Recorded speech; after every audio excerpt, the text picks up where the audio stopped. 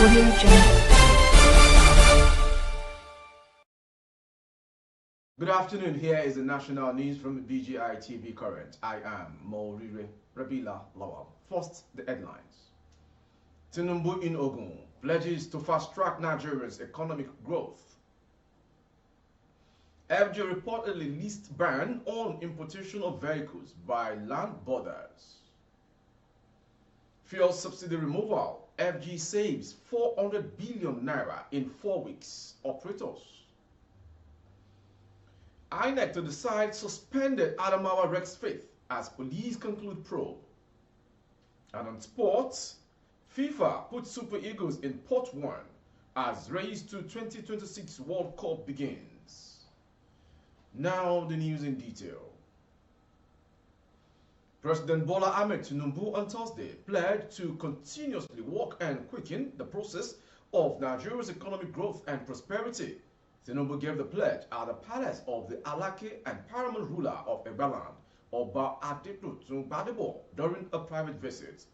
The president, who urged Nigerians to be united, stay positive and focused, solicited for the support and prayers of Nigerians in steering the ship of the nation to promised land. Earlier, Governor Dapo Abiodun commended Tinubu for swinging into action upon assumption of power. Abiodun noted that the various pronouncements made so far by Tinubu had defined his government and renewed the hope of Nigerians. Moving on to the next story.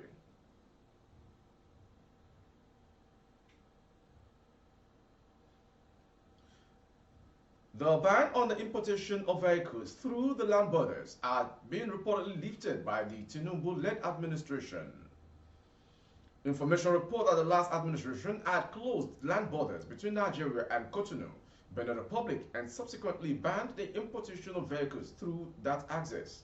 However, the Director of Road Transport in the Ministry of Transportation, Ibrahim Musa, Thursday, June 29, disclosed that the federal government has approved the reopening of the semi-border for importation of vehicles. Musa disclosed these at the Economic Community of West African States ECOWAS meeting organized between officials of Nigeria and Benin. He said that the development followed complaints by the freight forwarders operating at the border. Musa, who spoke at the ECOWAS monitoring team's visit to the Seme-Creek joint border posts. And to the next story. Operators within the downstream oil and gas sector have said the federal government has wreaked in 400 billion naira due to the fuel subsidy removal in the last 30 days. On Friday, Chinedu Okonkwo, national president of the Independent Petroleum Marketers Association of Nigeria, disclosed these in an interview. Recall that in the meeting with oil and gas operators in February, Mele Kyari, the group chief executive officer of Nigerian Petroleum Corporation Limited and PCL, had stated that the country spends 400 billion naira monthly on fuel subsidy. Speaking on the state of sector owing to the removal of the subsidy and changes in the country's foreign exchange market, Okonkwo said that the deregulation has a long-term impact. According to him, the development would either lead to an increase in fuel price or decrease depending on the market determined price of index. He added that the impact on the masses would gradually decrease by introducing compressed natural gas (CNG) into the sector. The government has indeed reduced spending on fuel subsidies, though the thing is biting, so we'll have an alternative in compressed natural gas (CNG), he said. From that story as regards the fuel subsidy, we go to the next story. The Independent National Electoral Commission, Inec, says it will soon take action on the case of suspended Resident Electoral Commissioner, REC, in Adamawa State, Udu Yunusa Ari. Inec National Chairman Festus Okoye, who made it known, said that the police have concluded investigation on the matter.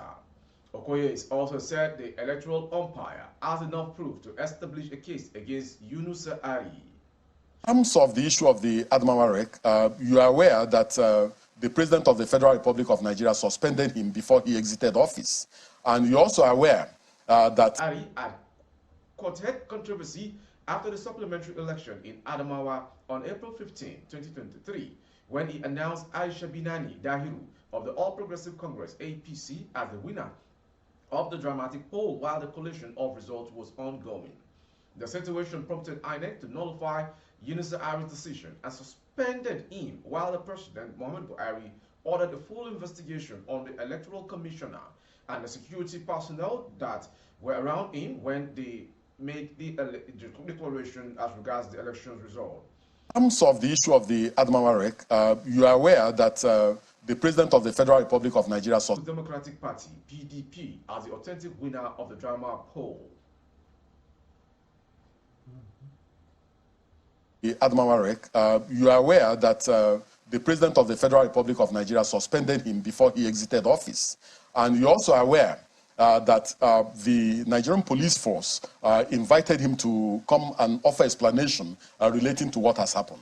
I am aware that the police has concluded this investigation, and I'm aware that in the next few weeks, Nigerians will be informed of what has happened and what will happen. Yes. Inec is one of the complainants, or is it?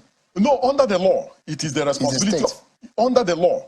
It is the responsibility of the Independent National Electoral Commission to prosecute him if a prima facie case has been made out against him. Do you have enough to prosecute the matter? Yes. Has that been passed on to the Inec? It's a possibility. Has it been passed on? I mean, is that a yes or no? It's a possibility. The possibility is whether or not has the investigation report been passed on to INEC? You know, you see, there has been some level of interface between the Nigerian police force and the Independent National Electoral Commission. And in some of the processes leading to the investigation, the commission was involved in some of those processes and procedures. And I'm aware that that very soon the commission will take action relating to the Adamawa. Yes. What about the Sokoto wreck and other people? You said some senior staff of. And to the next story. Indigenes of Amocha in Injaba, local government area of Imo State, are presently on the run as security agencies have invaded the community in search of members of the indigenous people of Biafra, IPOB. A reliable source from the sleepy community said the place was a complete shadow of itself as the indigenes of the area, especially youth, fled to neighboring towns to take refuge.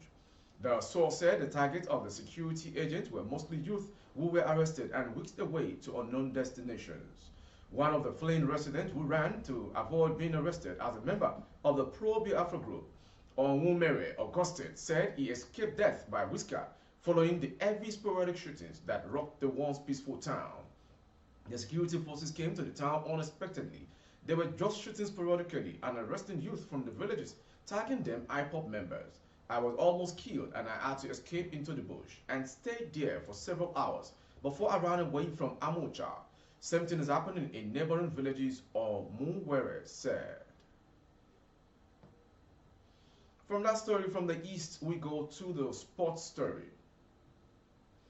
FIFA has released the pots for the African draws ahead of the qualification series for the 2026 World Cup, which will be hosted by Canada, Mexico, and United States. Nigeria is in pot 1 alongside Senegal, Tunisia, Morocco, Cameroon, Algeria, Egypt, and Mali. The group draw will be conducted on July 12, 2023. All the countries will be drawn into 9 groups of 6 teams, with all the group winners qualifying for the tournament proper. The 4 best teams that finish in second place will compete in the mini tournament, and the winner will qualify for an international playoff. The Super Eagles were absent at the last World Cup in Qatar after the loss out to the Black Stars of Ghana in the playoffs. In the pot 1, Nigeria, Morocco, Senegal, Algeria, Tunisia, Cameroon, Mali, and Egypt. Pot 2, Ghana, Burkina Faso, South Africa, Cape Verde, DR Congo, Guinea, Zambia, Gabon, and Equatorial Guinea. Angola in pot 3, Benin, Kenya, Mauritania, Congo, Uganda, Madagascar, Guinea-Bissau, Namibia. Pot 4, Mozambique, Gambia, Sierra Leone, Togo, Tanzania, Zimbabwe, Central African Republic, Malawi, Libya. And pot 5, Niger, Comoros, Sudan, Rwanda, Burundi, Ethiopia, Eswatini, Botswana, and Liberia. And to the ports which ends the all ports, which is pot 6, Lesotho, South Sudan, Mauritius, Chad, Sao Tome and Principe, in Djibouti, Seychelles, Eritrea, and Somalia. With a sports story, we end today's national news from BGI TV Current. Before we go, some headlines. Tinubu in Ogun pledges to fast-track Nigeria's economic growth. FG reportedly lifts ban on importation of vehicles by land borders. And also, fuel subsidy removal. FG saves 400 billion naira in 4 weeks. And last on sport, FIFA puts Super Eagles in pot 1 as race to the 2026 World Cup begins. For more updates of our broadcast on YouTube, our handle is BGI TV Current. Kindly subscribe and click on the notification bell. Select option all to access all of our broadcasts. On Facebook, Bagede Imo with Alawiye Adebayo. Please like and follow the page. For other placement of your goods and services, coverage of events and functions, please dial the phone number streaming on your screen. Jumat Mufida to all faithful Muslims all around the world, and may this year's Eid never be our last. My name is Morire Rabila Lawa. Good afternoon. Audio Jungle.